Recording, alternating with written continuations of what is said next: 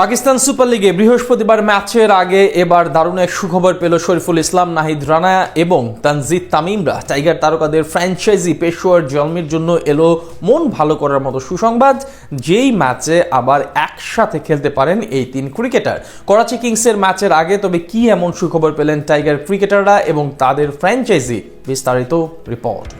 পেশোয়ার জালমি যেন এক টুকরো বাংলাদেশ। এবার পাকিস্তান সুপার লিগে একসাথে তিন টাইগার ক্রিকেটার খেলছেন ফ্র্যাঞ্চাইজিটির হয়ে। পেশোয়ারের বোলিং ইউনিটে বলা চলে মূল ভরসায় আছেন বাংলাদেশি দুই বোলার, তার সাথে টপ অর্ডারে তানজিদ তামিমও আছেন স্কোয়াডে। টুর্নামেন্টে এখন পর্যন্ত এক ম্যাচ খেলেছে তারা, সেখানে জয় পেলেও দ্বিতীয় ম্যাচ বৃষ্টির কারণে হয়েছে পরিত্যক্ত। এবার বৃহস্পতিবার করাচি কিংসের বিপক্ষে মাঠে নামার আগে দারুণ এক সুখবর পাচ্ছে টাইগার ক্রিকেটাররা। পাশাপাশি তাদের ফ্র্যাঞ্চাইজি পেশোয়ার জালমিও পেল মন ভালো করার মতো সংবাদ। পাকিস্তান সুপার লিগে প্রতিবারই হাই বাজেটের স্কোয়াড গড়ে পেশোয়ার। দেশটির সবচেয়ে বড় তারকা বাবর আজমও আছেন স্কোয়াডে, তবে আশানুরূপ পারফরমেন্স করতে পারেননি তারা। বিগত আসরগুলোতেও তেমন ভাবে দলগত সাফল্য পায়নি, তাই এবার তিন টাইগার ক্রিকেটারদের নিয়ে দল গড়েছে পেশোয়ার, যাদের নিয়ে আগামী 9 তারিখ করাচি কিংসের বিপক্ষে মাঠে নামবে। চলতি সিজনে এখন অব্দি দারুণ খেলেছেন করাচির ক্রিকেটাররা। পয়েন্ট টেবিলের দ্বিতীয় নম্বরে রয়েছে ফ্র্যাঞ্চাইজিটি। এ পর্যন্ত 3 ম্যাচের 3টিতে জয় পেয়েছে তারা। সেখান থেকে স্বাভাবিকভাবে যে ম্যাচটি কঠিন হবে পেশোয়ারের জন্য বলাই যায়। তবে ম্যাচের আগে বেশ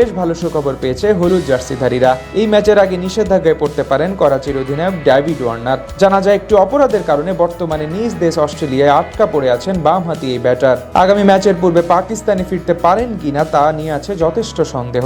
এমত অবস্থায় পেশোয়ার জালমির বিপক্ষে না খেলার সম্ভাবনাই সবচেয়ে বেশি ওয়ার্নারের। চলমান পিএসএল এ এখন অব্দি বেশ ভালো ফর্মে আছেন ওয়ার্নার। ব্যাট হাতে করাচির হয়ে 3 ম্যাচ খেলে এক অর্ধশতক সহ 31 গড় এবং প্রায় 140 স্ট্রাইক রেটে 93 রান করেছেন তিনি। সেখান থেকে বলা চলে ওয়ার্নার যদি স্কোয়াডে না থাকেন সেটা বেশ ভালো হবে টাইগার তারকা এবং তাদের ফ্র্যাঞ্চাইজির জন্য।